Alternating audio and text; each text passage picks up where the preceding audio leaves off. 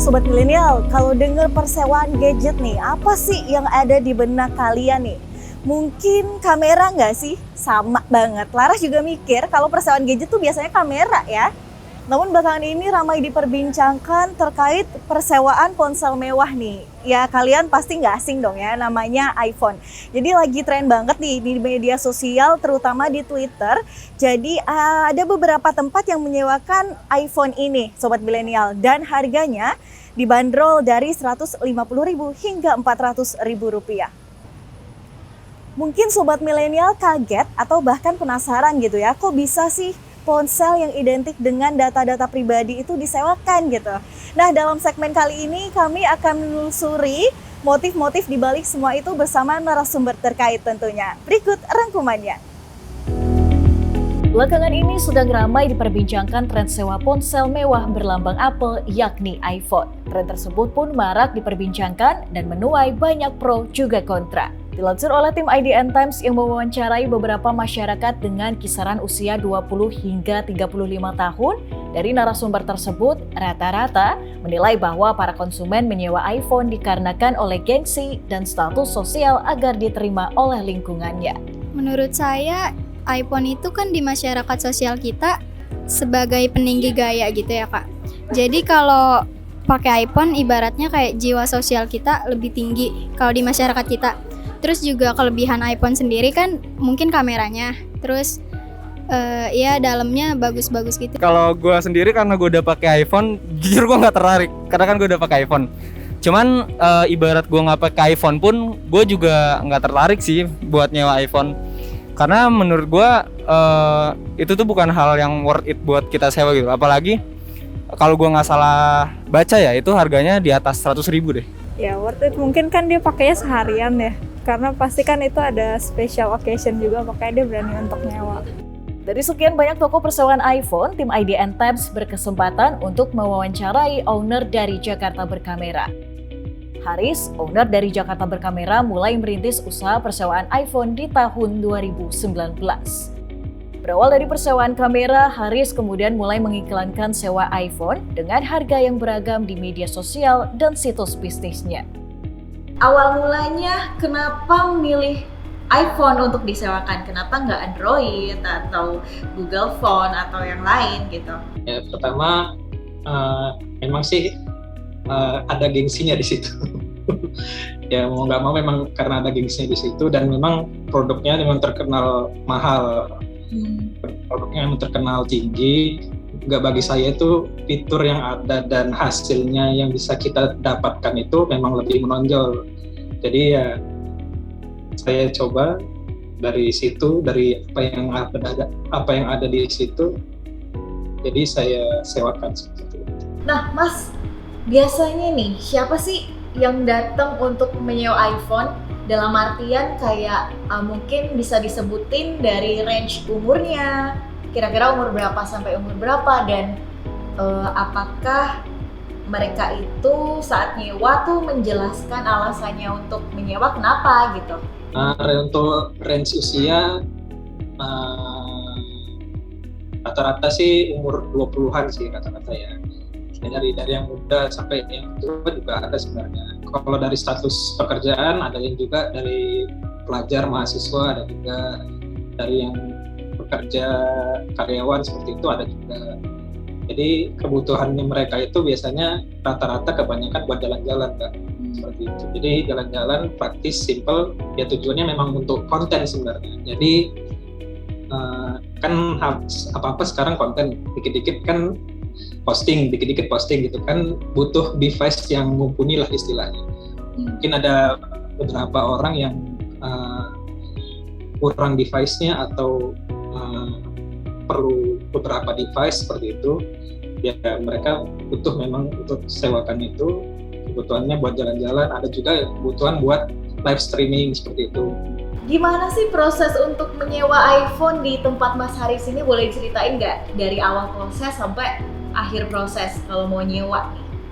Biasa penyewa itu ngechat dari WhatsApp ke Jakarta Berkamera.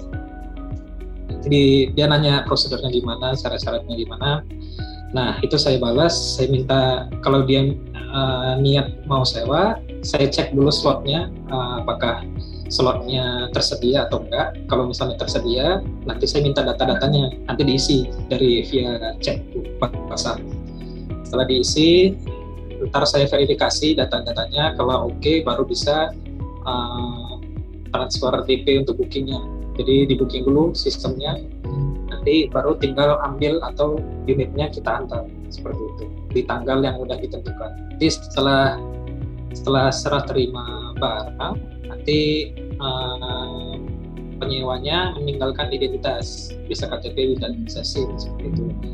Nanti meninggalkan identitas, jadi identitasnya itu sebagai jaminan.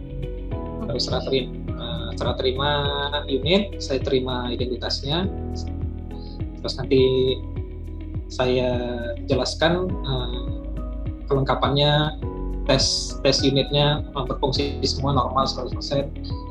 Oke, setelah oke semua, pembayaran baru sudah selesai, tinggal dipakai. Terkait fenomena tren sewa ponsel mewah tersebut, sosiolog Universitas Indonesia Ida Ruwaida menyebut fenomena itu terjadi saat seseorang mengikuti ekspektasi sosial yang terdapat tuntutan di dalamnya. iPhone menjadi simbol status atau atribut saat seseorang berusaha memenuhi ekspektasi sosial untuk mendapatkan rekognisi atau pengakuan dari orang lain. Keinginan memenuhi tuntutan sosial dapat dipicu oleh keluarga, teman, juga media massa. Dalam perspektif pengamat nih, khususnya Mbak Ida, disebut sebagai fenomena apa nih Mbak yang sedang terjadi di masyarakat terkait sewa gadget ponsel mewah ini? Saya melihatnya ini menjadi bagian dari kegiatan ekonomi yang tidak bisa dilepaskan dengan konteks satu ya, konteks yang satu, misalnya konteks ekonominya juga adalah memang ada peluang ya, ada peluang yang terus kemudian dimanfaatkan oleh sebagian orang. Dalam hal ini adalah kita menyebutnya sebagai yang tadi ya, penyewa gitu. Penyewa itu kan orang-orang yang mampu membaca peluang ekonomi yang ada begitu. Nah, di sisi yang lain, karena ketika bicara aktivitas ekonomi kan kita bicara tentang demand dan supply. Supply-nya itu tadi para penyewa, tapi itu dilakukan karena ada demand kan gitu. Ada kebutuhan, kepentingan yang kemudian memposisikan adanya dalam tanda kutip adalah para penyewa begitu ya. Jadi ada pihak yang menyewakan dan ada yang menyewa. Jadi fenomena ini akan terus terjadi dalam jangka panjang, Mbak?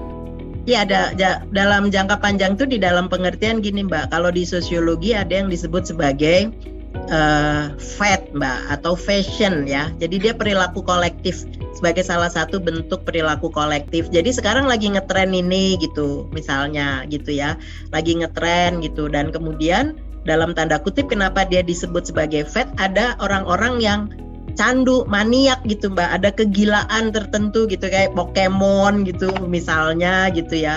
Dia bisa tuh menghabiskan dana tanpa ada unsur rasionalitas di dalam melakukan hal tersebut gitu ya. Pokoknya gue suka aja kan gitu. Kalau dijawab seperti itu kita mau menjelaskan apa? Tapi kan lama-lama hilang juga nantinya gitu, ganti kemasan baru, ganti aktivitas baru. Tapi tadi yang saya sebutkan begitu, itu ada masanya gitu ya. Dia kalau dibilang berlanjut lama ya dalam tanda kutip ada masanya. Mungkin nanti kalau ada tren baru yang menjadi simbol baru lagi, ya itu yang bisa jadi muncul ya sebagai bagian dari apa yang saya sebut sebagai aksesoris atau atribut ataupun apa yang disebut sebagai simbol.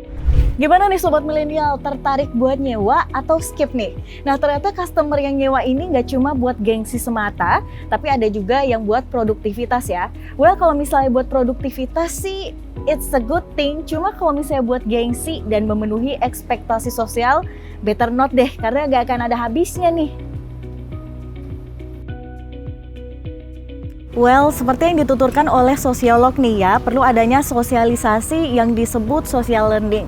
Bisa dimulai dari lingkungan terdekat, yakni keluarga, peer group, atau teman sebaya, untuk mencegah adanya fenomena yang memaksakan status sosial. Well, Sobat Milenial, gunakan gadgetmu secara bijak ya.